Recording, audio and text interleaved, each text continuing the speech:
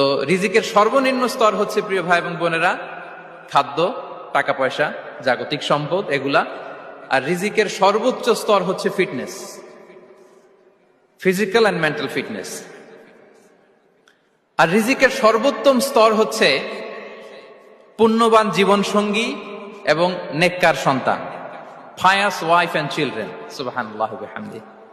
একটু খেয়াল করে দেখেন যে আমার লাইফ পার্টনার, আমার জীবন সঙ্গিনী, সে যদি আল্লাহওয়ালা হয়, সে যদি ভালো হয়, আর আমার সন্তানটা যদি আল্লাহওয়ালা হয়, আমার ঘরটাই তো জান্নাত, ঠিক কি না? তো এটা হচ্ছে রিজিকের সর্বোত্তম স্তর। জীবন সঙ্গিনী সে যদি নেককার হয়, আল্লাহওয়ালা হয়, মুতিয়া কানিতা সে যদি হয়, আর আমার সন্তান, আমার চিলড্রেন, সেও যদি ফায়াস হয়, তাহলে আমার ঘরটাই হচ্ছে paradise. A piece of paradise in this dunya. Subhanallah.